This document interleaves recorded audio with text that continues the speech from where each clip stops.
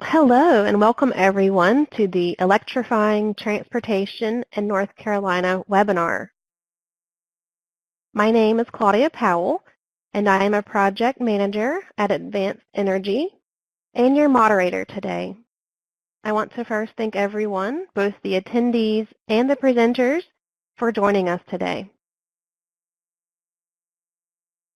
This webinar is the first of 3 this year that we will host as part of the Exploring NC Smart Grid project. The goal of this ongoing webinar series is to share information on how grid modernization is influencing North Carolina's future. If you missed our webinars from the previous 2 years, you can view the recordings and also find helpful resources and case studies on our project website, ncsmartgrid.org. Today we have a great lineup of content that we're excited to share, but before we dive in, I'd like to cover a few housekeeping items with everyone. First, at any point, if you would like to engage with our speakers, please submit your questions or comments in the Q&A box in the upper right-hand corner of the webinar window. We will respond to as many of your questions as we can during the last 5 to 10 minutes, which we have set aside for a question and answer session. If we do not have a chance to respond to your question during the live event today, we will send you a follow-up email response. Also, if you have a question for a specific speaker, please be sure to include their name or organization in your question. This webinar is being recorded and will be available on the ncsmartgrid.org website. We will send out a follow-up email with the link to the webinar recording.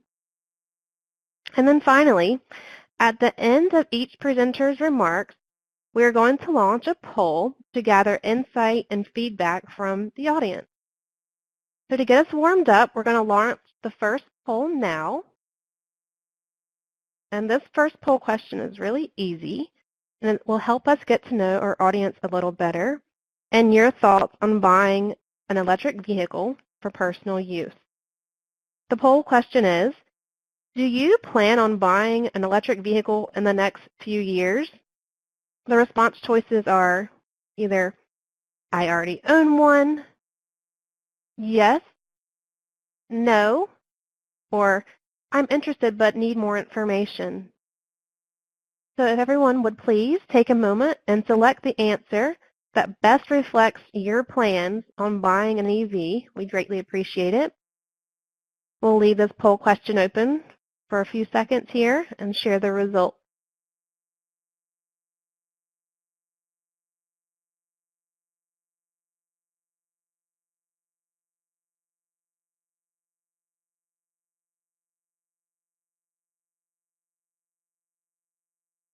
Great. So let's go ahead and broadcast the results here. And it looks like most people do plan on buying an EV in the next few years. And many of you need more information. So we hope today you'll get some of that information that you're looking for. Thank you all for your participation.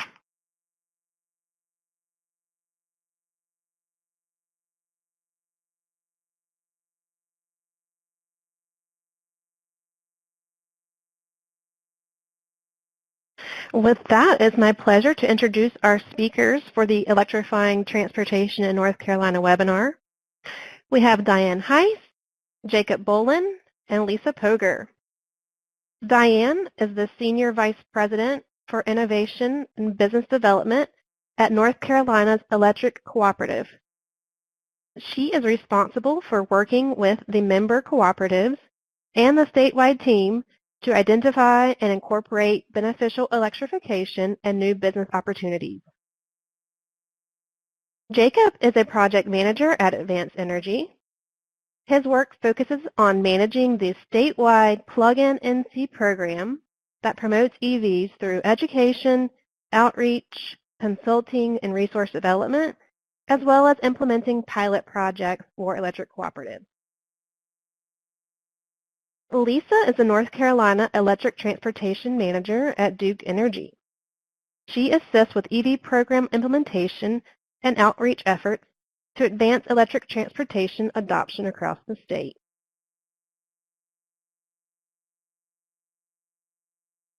It's a big change to switch from fueling up at the gas pump to fueling up at the electric outlet, but drivers are seeing the benefits of converting to EVs.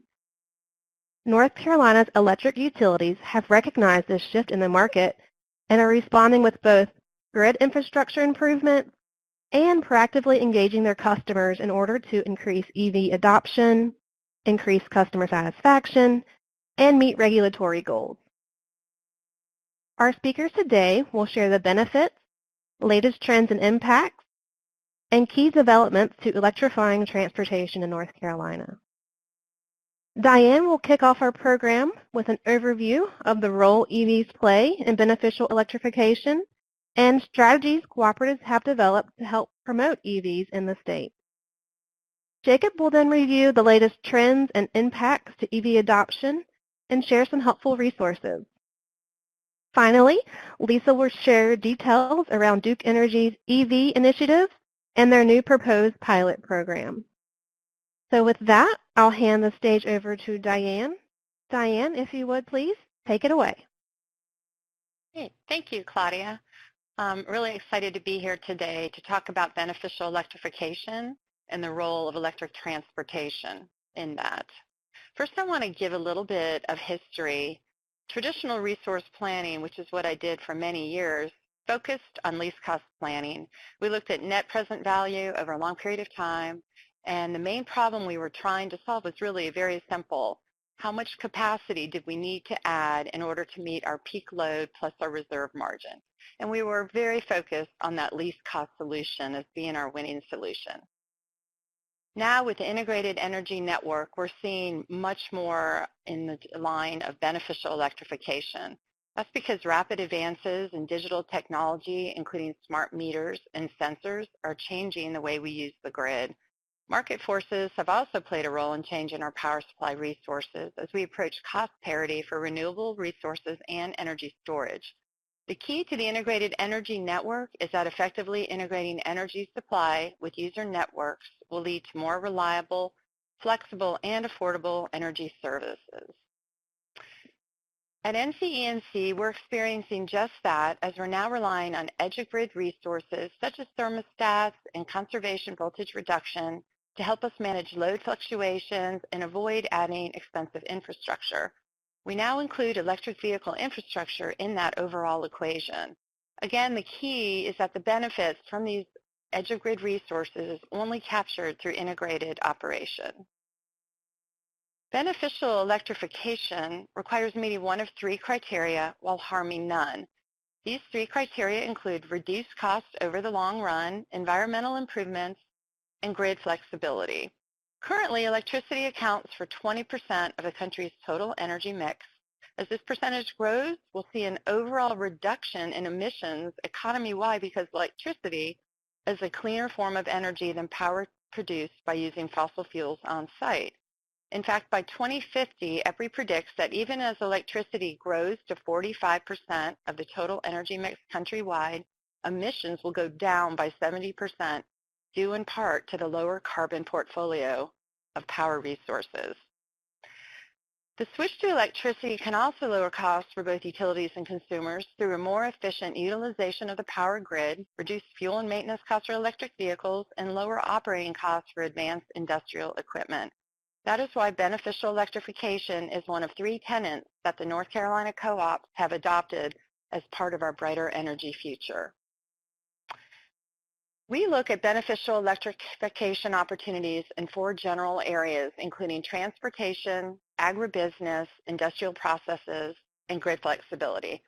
This structure provides opportunities to benefit the cooperatives, our members, and the communities that they serve. The result is benefits for our co-ops, our members, and the communities by experiencing increased kWh sales and decreased peaks, which improves coordination and control of assets on the grid. Our members experience increased reliability at a lower cost with more options for convenience and control. and our communities experience improved quality of life through economic development and improved environmental health. Electric transportation is a key focus for us right now, and this is why. An EPRI electrification assessment looking at the opportunities for electrification in North Carolina as opposed to nationwide, as I discussed earlier, shows energy by fuel and end-use application. The blue bars demonstrate how much of each end-use application is currently being supplied by electricity versus another energy source, such as natural gas or petroleum.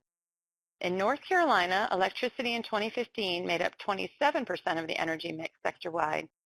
EPRI's study predicts that to increase to 43% by 2050, greatly due to electrification of the transportation sector, and in particular, cars and light-duty trucks. One more statistic. Energy associated with light-duty vehicles decreases by 59% by 2050 due to the much greater efficiency of the electric motors as compared to the internal combustion energy powering our current transportation. That is why the North Carolina Electric Cooperatives see electric vehicles as the single most significant beneficial electrification opportunity. The North Carolina Electric Cooperatives Energy Services Group consists of one representative from each of our 26 electric co-ops and is facilitated by NC and EMC. This group develops our EV strategy, which consists of 3 focal points shown on this slide.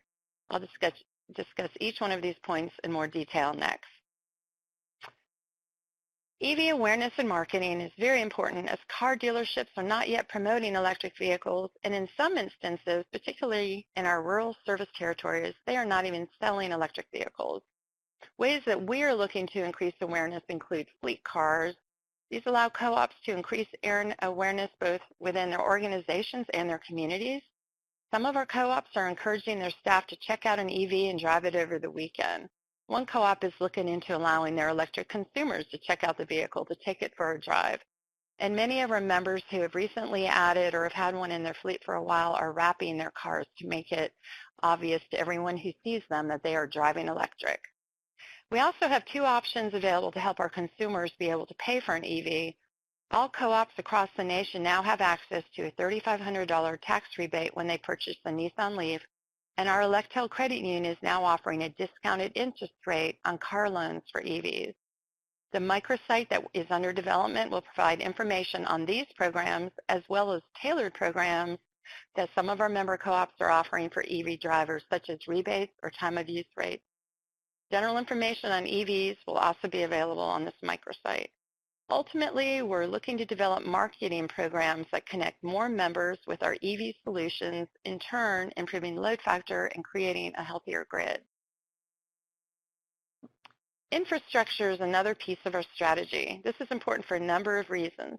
Currently, charging infrastructure is mainly limited to urban and suburban areas. We can fill the charging gaps in rural areas, our areas, and eliminate the range anxiety that is one of the biggest barriers to electric vehicle adoption. Tourism is a major business in North Carolina, and North Carolina co-ops serve from the mountain to the coast. Providing charging stations helps the communities dependent on tourism and promotes economic development. For example, our co-ops have charging stations at the North Carolina Zoo, the Outer Banks, and in mountain towns such as West Jefferson and Blowing Rock. Our members are also very interested in understanding how EVs will impact their infrastructure. They also want to know how and when EV drivers charge their cars and how different rate and billing structures will impact that. Again, growing a network now allows the members to be ready when EVs truly take off. We're very interested in using VW funds to help mitigate the cost of EV charging infrastructure and are prepared to provide proposals when the RFPs open for both the zero-emission vehicle infrastructure and for electric school buses, which is another great fit for our co-ops. This slide shows a representation of our rural charging network. Our co-ops have already deployed 35 charging stations, including several DC fast chargers. We're hoping to eventually have at least 1 DC fast charger in each of our co-ops territories, as well as a number of level 2 chargers. We're taking into account high traffic areas that are lacking fast chargers, as well as tourist locations where people can enjoy the areas while allowing their car to charge. Finally, As part of our residential strategy, we're working with Advanced Energy to put together an EV toolkit, which our co-ops can use to develop more refined strategies around working with homeowners and developers. Rebates and incentives are part of that strategy, especially if they result in a closer connection between the consumer and the electric cooperative. Finally, helping builders of both single-family homes and multifamily homes understand the benefits of pre-wiring for level 2 charging is very important. We expect that our strategy will continue to evolve as the market for electric vehicles matures. For now, we're doing our part to ensure that our cooperatives are not only ready for, but are promoting a future with increased electrification of vehicles. And I'll turn it back over to you, Claudia. Excellent. Thank you so much, Diane, for sharing what the cooperatives are doing to support EV adoption. It's really exciting to see the number of proposed level 2 and DC fast charging stations across the map at our parks and small towns in North Carolina. As a follow-up to Diane's remarks, we're going to launch a poll to see what our audience feels are potential barriers to EV adoption for personal use. So if you would, please take a moment and select your top response to the question, what would prevent you from buying an EV? The choices are either, I need to learn more, I think they're too expensive, charging is unavailable to me, range limitations, distance on a charge are sometimes called range anxiety, they're not available at my local dealership, or some other option we don't have listed here. We'll leave this poll open for about 30 seconds to give everyone an opportunity to respond, and then we'll summarize the findings.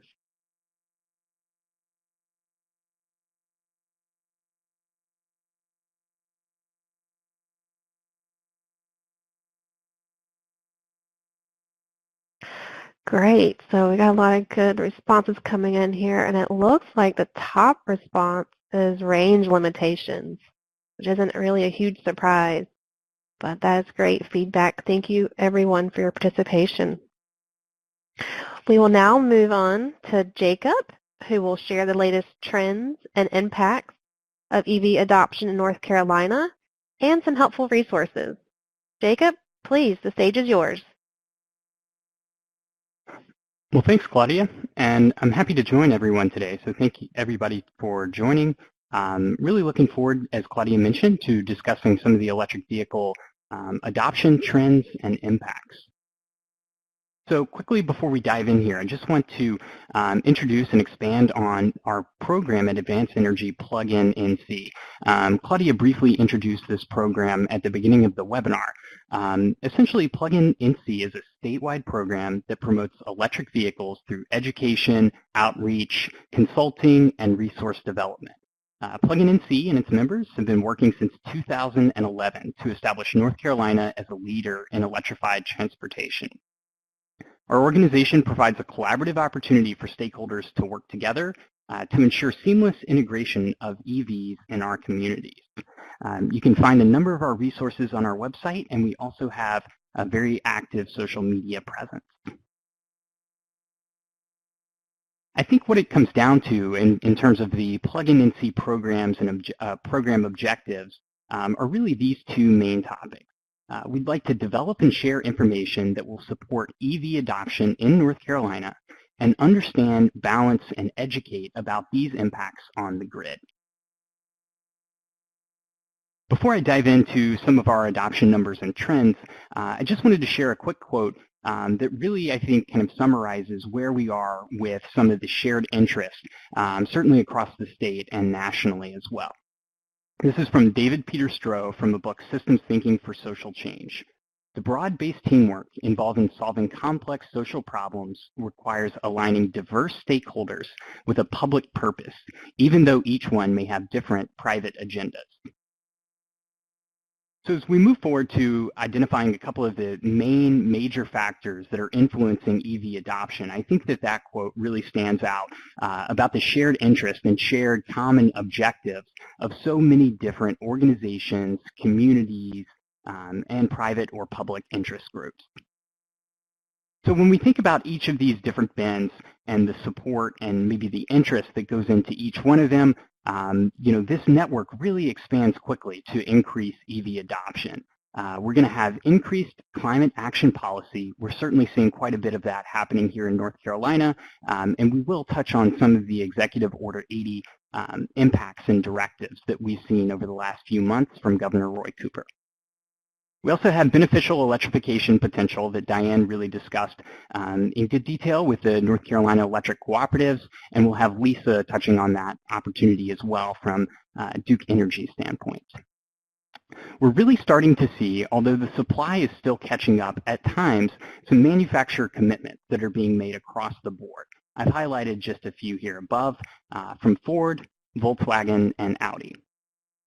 And then lastly, to Claudia's point about the poll question, we're seeing improved technology and customer experiences for electric vehicles. That means addressing range anxiety or some of the concerns or limitations that might bring about. We'll see some of the savings potential highlighted later on in the webinar today, and also we see the battery and overall vehicle prices beginning to drop. So let's take a look at what many drivers are saying to the question, why drive electric? In 2015, we surveyed North Carolina electric vehicle drivers to see really what their main purpose of driving electric was. As we'll see in the results to the pie chart off to the right, a very diverse mix of interest and primary motivating factors, with the most prominent being the fuel savings that we would see from the switch from an internal combustion engine to an electric vehicle. However, we do see performance factors, air quality, energy independence or security, and some of the other associated benefits with energy independence, including load management and balance.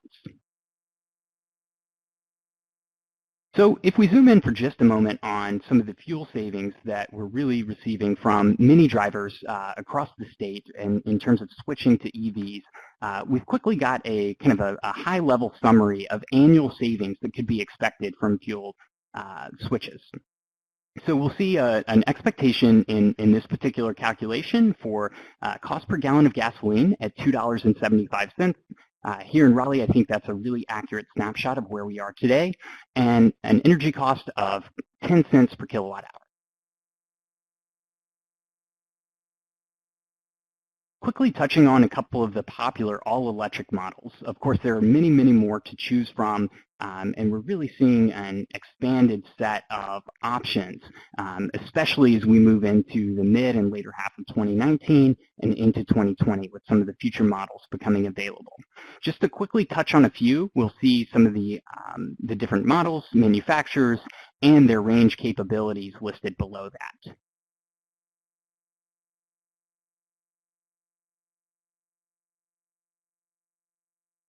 We also have the opportunity to showcase some plug-in hybrid electric vehicles where we can operate in essentially an electric and also a standard gasoline operating mode. So here are the few plug-in hybrid popular electric models along with their electric range listed below as well.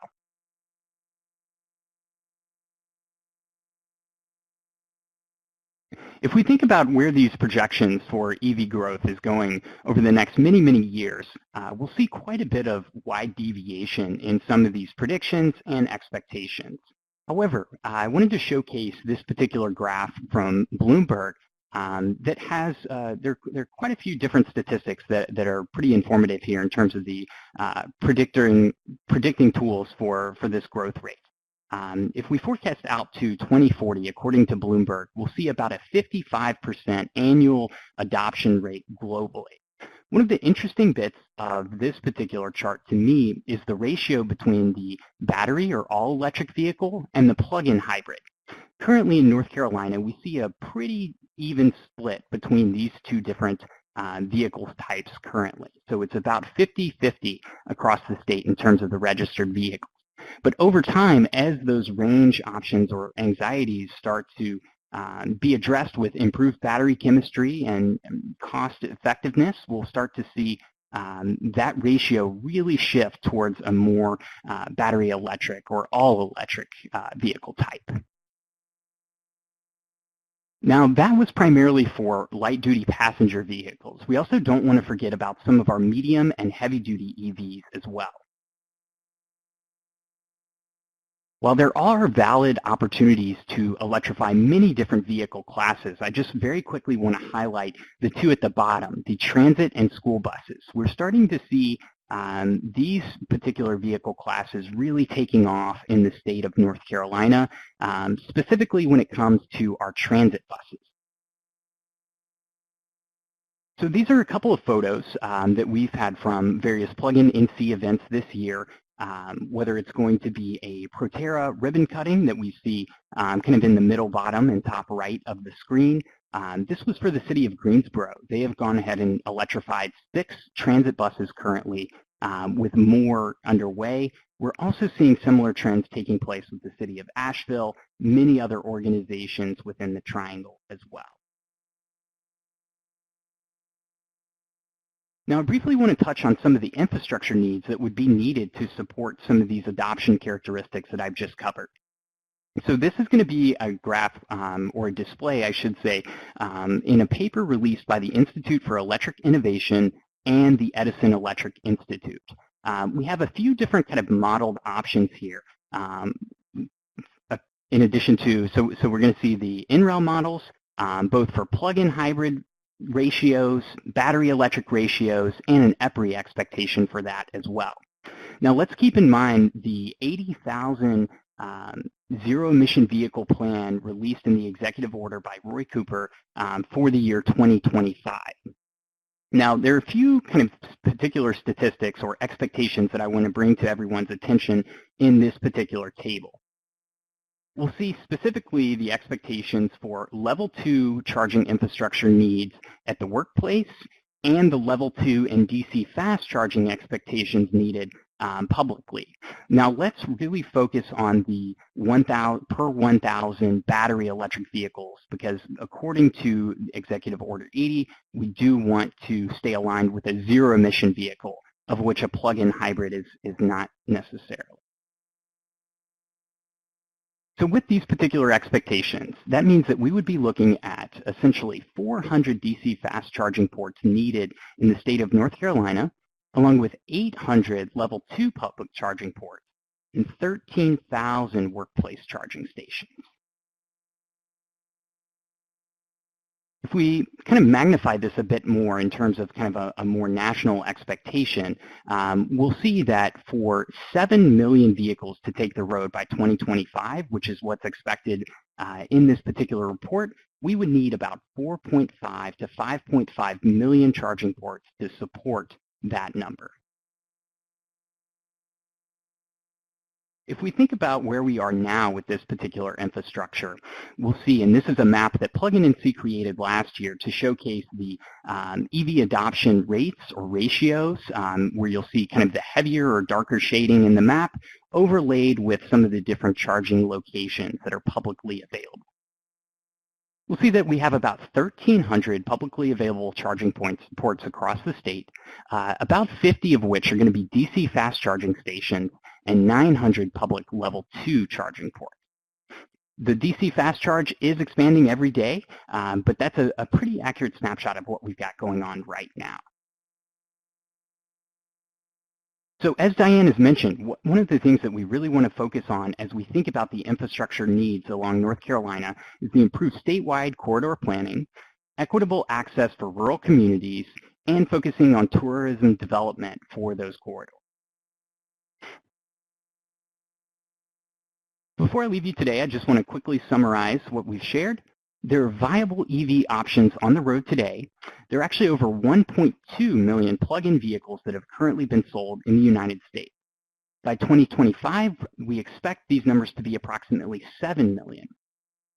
And with that, North Carolina will need significant charging infrastructure to support these Executive Order 80 goals. Because there's so much information kind of circulating and this technology is changing so rapidly, I would just like to share Plug-in NC as a viable resource for many of your questions that you might have across the state. So please feel free to check us out either on social media or on our website. Thanks so much. Claudia? Thank you so much, Jacob, for going behind the numbers on EV growth and the projected infrastructure needs in North Carolina. It's really fascinating to think about. And also just want to encourage folks again on the line to check out Plug-in NC website if you haven't already. It's an excellent resource for all things EV related in the state, and it's free. Now let's launch a quick poll question to see where folks on the line like to go for information on EVs. So if you would, please select the source of EV information and resources you most often use. The options here are either dealer or manufacturer, a regional statewide program such as Clean Cities Coalition or Plug-in NC. Third option is national websites or programs such as Plug-in America or Inside EVs. Your local utility, so either a cooperative or Duke Energy or Dominion. And then finally, other. So please let us know where you like to go for your sources of information. Looks like we have a lot of responses already. Good news to report, Jacob. It looks like most of the folks on the line are utilizing Plug-in NC for their top source of information on EVs. That's excellent. All right. Sounds great. Thank you for your participation in the polls. We're now going to move on to Lisa.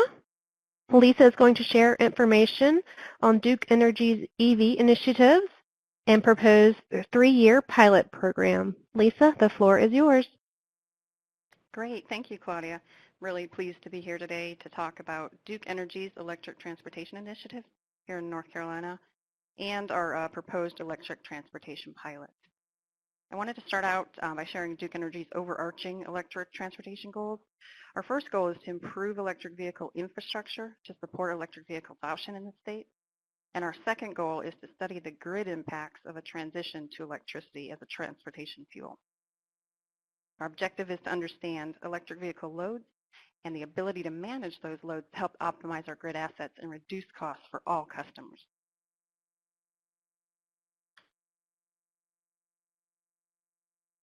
To that end, some of you may be aware of Duke Energy's recent filing with the North Carolina Public Utilities Commission regarding our $76 million pilot program. This program would operate over a 3-year period to establish a baseline network for electric vehicle charging and to help determine best practices for realizing the significant potential benefits with increased electric transportation adoption in the state. So let's take a look at the goals and the benefits of this pilot. Our specific goals are to first deploy a foundational level of fast charging infrastructure across the state to ease that driver anxiety that Claudia was speaking about and help drivers get the range out of the vehicles that they are looking to achieve.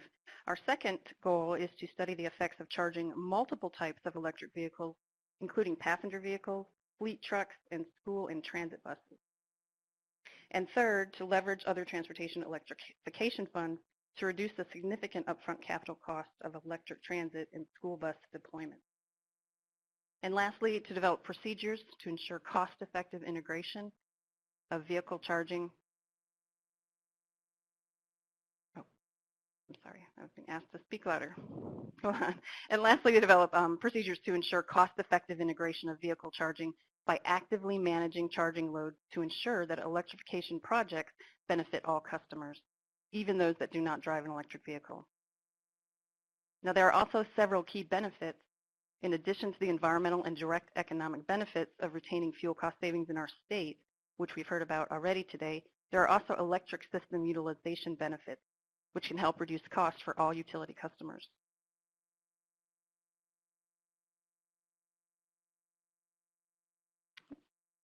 Now, I want to provide you with a few more details about the pilot that was filed. The pilot includes 7 components in 3 specific buckets.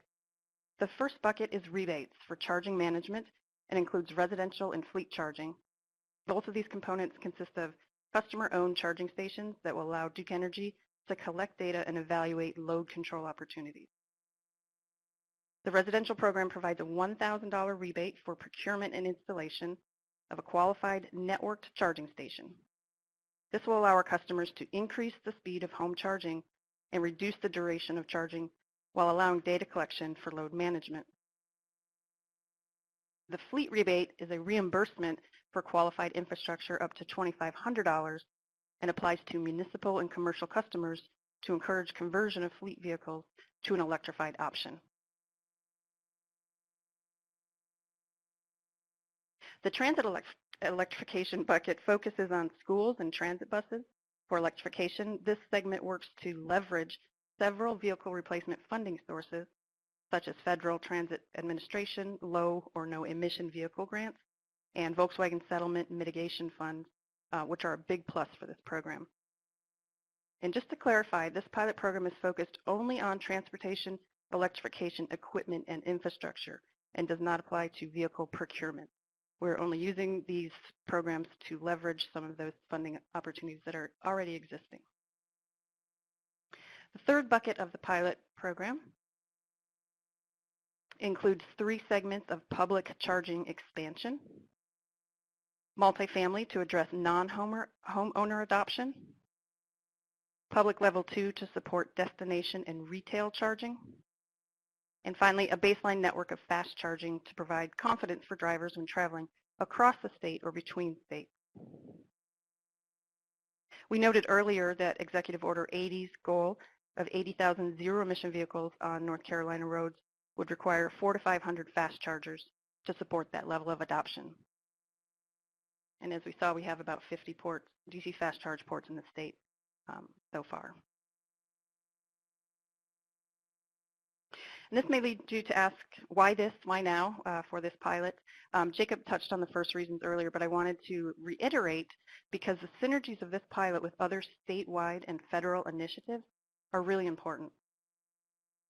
In 2018, the North Carolina Energy Policy Council encouraged the state of North Carolina to adopt measures and implement programs that would, 1, promote electric vehicle adoption in the state, 2, increase the availability and public's knowledge of electric vehicles, and 3, ease the transition to an electrified transportation economy for all North Carolinians.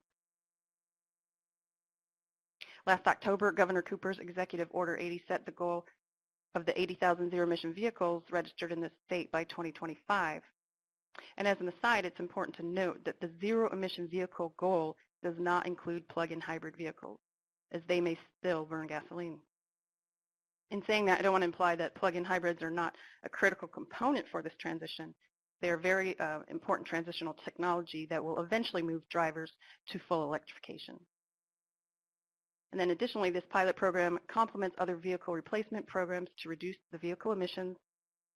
Some of those programs have been mentioned already, the Volkswagen Settlement Environmental Mitigation Trust that is being managed by the North Carolina Department of Environmental Quality, and the Federal Transit Administration program providing low-no emission vehicle grants for transit bus replacements, and then the Federal Highway Administration program that is working with our North Carolina Regional Clean Cities organizations to designate highway corridors as EV ready.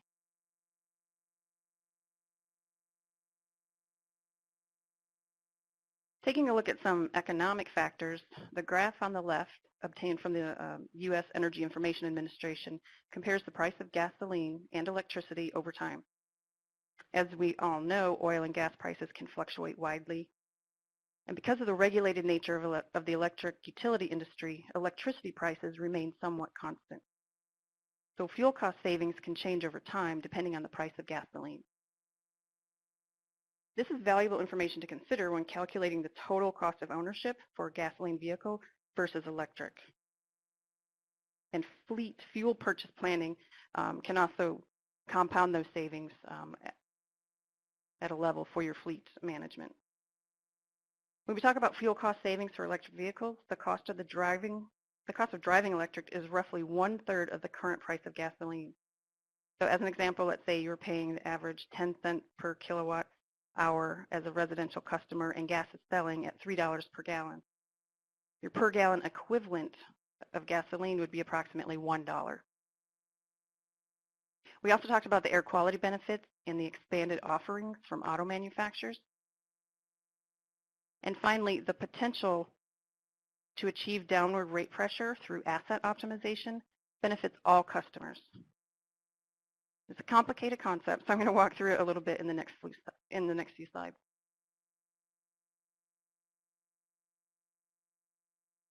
So utility asset optimization can be defined as an approach to evaluate business operations by defining, identifying, and implementing initiatives to help improve the potential utilization or the use and value of an asset by optimizing the utilization of that asset.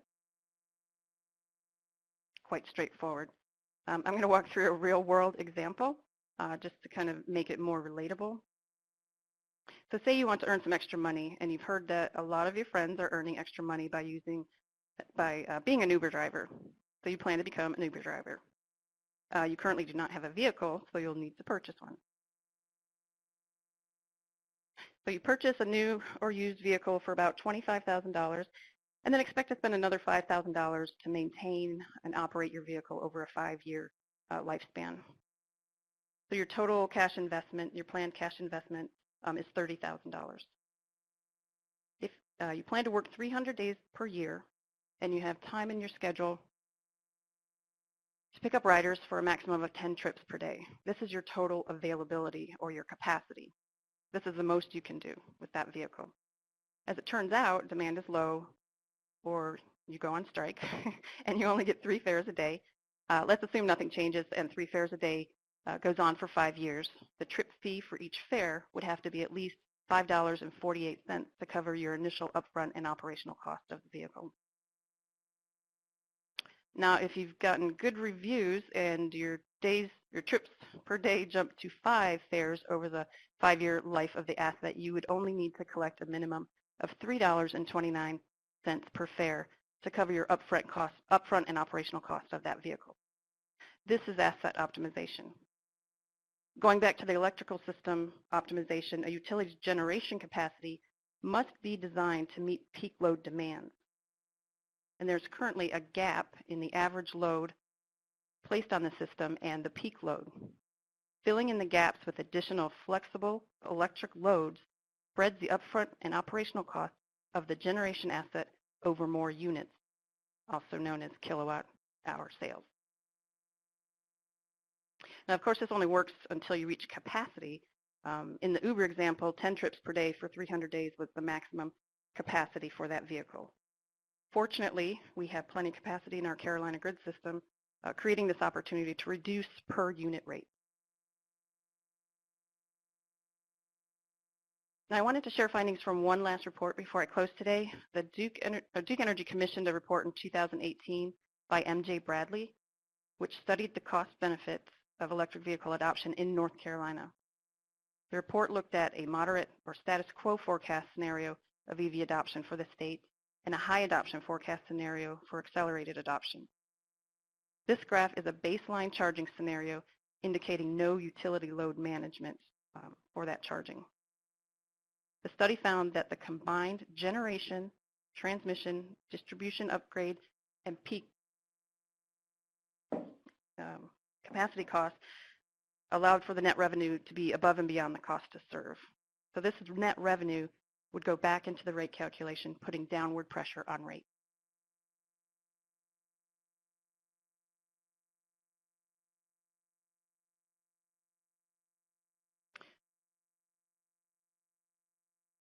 This graph illustrates the opportunity to grow that net revenue savings even further by directly managing the loads and the charging sessions to optimize the existing grid assets. So filling in those gaps allow, in the high scenario, to have savings up over $600 million.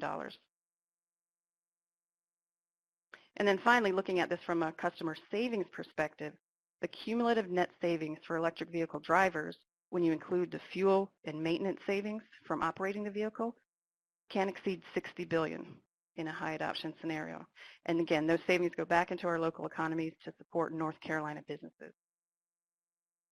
This MJ Bradley study is publicly available and can be found as an attachment to our North Carolina pilot filing with the Utility Commission. So to recap the key takeaways that I hope I communicated today, first, that growth in EV adoption supports the climate initiatives of Governor Cooper, as well as several city climate action plans, and a foundational level of public charging infrastructure is necessary to serve this market growth. And second, Duke Energy's electric transportation pilot can help leverage other funding opportunities to help electrify as many vehicle classes as possible, including transit and school buses. The major funding we referred to are the Federal Transit Administration grants for mass transit and the Volkswagen environmental mitigation funds that should be opening up this year. And third, the understanding of electric vehicle loads and the ability to manage those loads can help optimize our grid assets and reduce costs for all customers. Finally, I wanted to highlight some of the new resources that Duke Energy has put together for our Take Charge, Drive Electric educational initiative at dukeenergy.com. Here you can find a wealth of information on the benefits of electric vehicles, a cool electric vehicle savings calculator, guidance on choosing and charging electric vehicles, given your personal preferences, and then more information about our programs and initiatives across all of our Duke Energy service territories. And with that, I'll turn it back over to Claudia for the poll. Thank you, Lisa. That was awesome. It was really interesting to learn more about the proposed pilot and its potential benefits to so many different EV classes, the local economy, and the environment. Now, after hearing Lisa's remarks, we want to gauge the audience to see which market segment you all feel is the most important to electrify. So if everyone would please take a moment and select the market segment you feel is the most important to electrify. So is it residential, municipal and commercial fleets, school buses, transit buses for public transit, multifamily dwellings, apartment complexes, public level 2, or public fast charging? We'll leave this poll open for a few seconds here.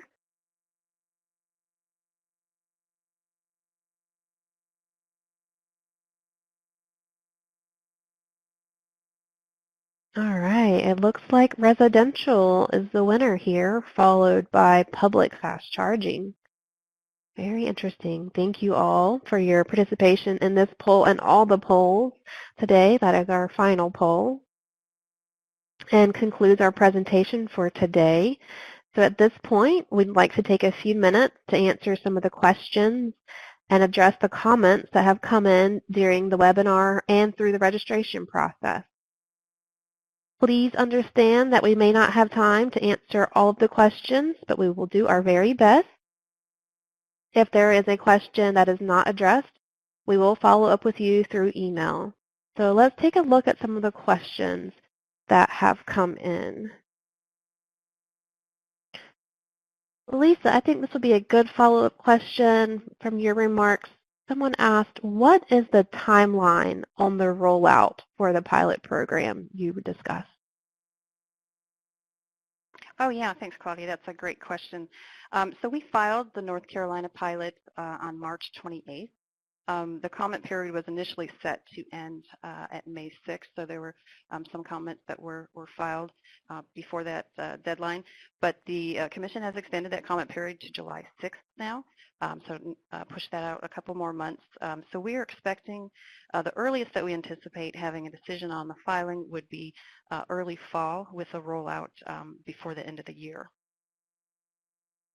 And we will be posting all of our updates on our EV programs for all of our states on our website on the programs page at dukeenergy.com. Perfect. Thank you for sharing that timeline with us. Let's see. Okay, we have another question. This question comes from Ian, and I think, Diane, this one would be a good one for you. The question is, what are the best steps or initiatives for someone to begin bringing about a transition towards electrification in his or her local community outside of the major cities, such as Raleigh and Charlotte? Diane, would you like to provide a response to Ian on that one? Sure. I think one of the issues with the rural areas is that you just don't see as many electric vehicles as you do in the urban and suburban areas. And so I think that just leads to a lack of overall awareness. And so we think that education is a big piece of bringing about the benefits of electrification. So education and awareness. For example, helping people understand that most of their charging will take place at home is important, and that it can even be done with a normal 120-volt outlet in their garage. And then I would say that adding infrastructure can help the people in the rural communities overcome the range anxiety that we saw in the poll keeps many people from wanting to drive an electric vehicle. And I think the final thing that is a really hard nut to crack is figuring out how to make electric vehicles more attainable in rural areas, getting dealerships to carry the cars and to educate their car shoppers about them. And so one of the things, as I mentioned earlier, that we're trying to do is by having fleet cars at the co-ops and some of the co-ops actually making those cars available to their consumers to drive. That is just one step that we're taking right now to try to help with that. Wonderful. Thank you, Diane. Sure. All right. This next question comes from the town of Chapel Hill.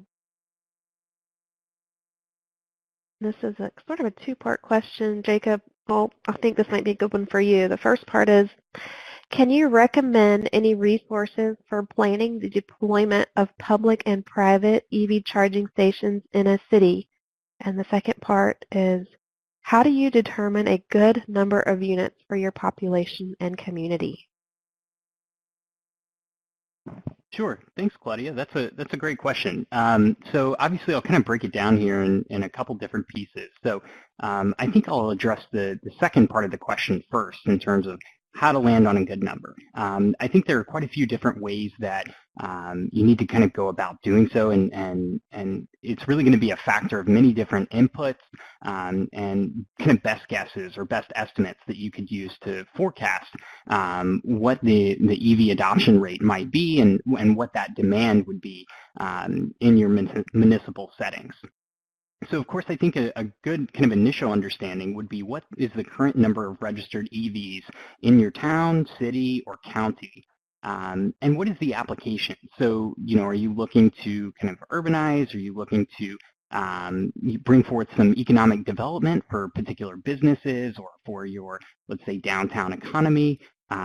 Or are you just trying to kind of improve daily use for heavy commuter traffic or individuals that, again, are kind of accessing particular amenities within the city on a day-to-day basis? The other thing that you want to consider, I think this is really important, and Claudia, you kind of mentioned in this or touched on this with the very first poll question that we asked is, if, in the audience, and I think that this stands for community members as well, who currently owns a vehicle. So obviously that's very relevant for our current number of registered EVs. But then in the next 5 to 10 years, who's planning on potentially purchasing an electric vehicle? Because it's really, really important to plan for that type of growth. If we think about the incurred cost of running conduit and trenching and boring and all the different activities that would need to go on in order to have any particular areas, whether it's a workplace or public charging infrastructure, ready to go and to basically have these ports installed, we really want to make sure that we have conduit and all the other resources that we need to easily scale as that EV adoption rate grows. So we don't just want to plan on what these forecasts are for right now or what these options are for right now. We really want to plan on where they'll be possibly in the next 10 to 15 years because it's going to be much, much more cost effective. And then I think to kind of further address the first half of that question, any particular resources. So there are two that I'll point to specifically. NREL has developed a very useful tool called EVI Pro Lite, and it's basically an infrastructure planning tool where you can adjust particular characteristics of adoption rates or charging installations that you might need, so you can vary based on level 2 infrastructure, DC fast charge, and some of the characteristics that might happen with your particular municipality.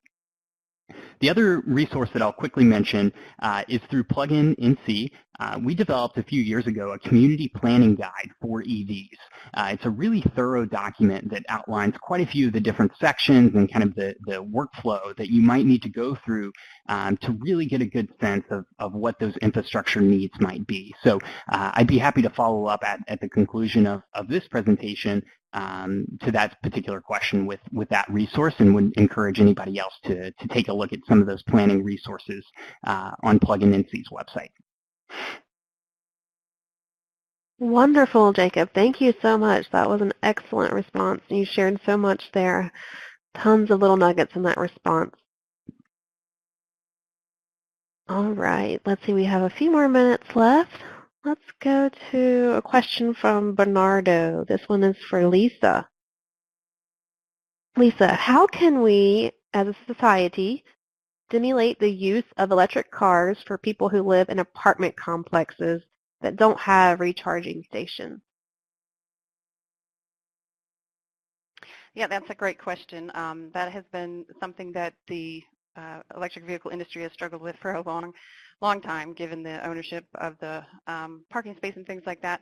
Our program is targeting multifamily and as a utility-owned and operated service, so we would sidestep some of those ownership issues and property issues of the building owners, but we're really looking at that as something that we really want to stimulate. Also, kind of getting the educational materials out that not all multifamily dwelling tenants may want to buy new vehicles, but there's a huge used vehicle market out there that we can really point people to get their foot wet with driving electric. And there are a lot of great resources through Plug-in NC, but the website my.ev lists used vehicles for sale to help people transition into that technology a little easier. Perfect. Thank you, Lisa. I think we'll take one final question and maybe get response from both Lisa and Diane if time permits. But this question comes in from Nick. And the question is, from the perspective of their organization's operations, what do the utility panelists see as the benefits of EV growth? Is it increase in load and value of capital, or are there others? So let's see, Diane, would you like to take that one first? Yeah, sure. I mean, I think it really just fits in with the whole concept of beneficial electrification. It meets all of the criteria in that it helps reduce costs for the consumers over the long run, the people that are actually driving the cars and the people that are buying power from the co-ops and the utilities, because we're getting a better utilization of the overall grid, especially if we are making sure that people understand when to charge their cars and their vehicles. And again, that's an educational thing. But if we can fill in the valleys of the load curves and not increase our peaks, then we're reducing costs for everybody. So I think we just have to be really careful and thoughtful about how we encourage charging, and as we're building out our infrastructure, that we're considering the impact on the grid. Thank you. And Lisa, did you want to have a comment on this one too? Sure, I agree with everything that Diane said. We really look at it as an energy efficiency opportunity. We're burning BTU-wise, it's more efficient to drive on electric than gasoline. From the utility perspective, we certainly are looking at utilizing our capital investments in an optimized way to bring the rates down for all customers. So there's savings on both ends, and then as I kind of covered in the presentation, it blends in and supports a lot of the climate initiatives as well. So I think all of the above. Thank you so much. Well, that is all the time we have today. I'd like to extend a big thank you to our speakers for their time and insight today. We certainly hope that each of you on the line found value in the webinar. When you exit the webinar, a short survey will pop up. Please help us out by providing us your feedback so that we can continue to make these events valuable for you. Your feedback is very important to us. Also, as a final reminder, we will be sending out a follow-up email with resource links and the recording of today's webinar. We would like to encourage you to share this with your colleagues and industry contacts if you so choose to do so. We are grateful that you chose to take time out of your day today to join us for this webinar, and we hope that you have a great day and take care.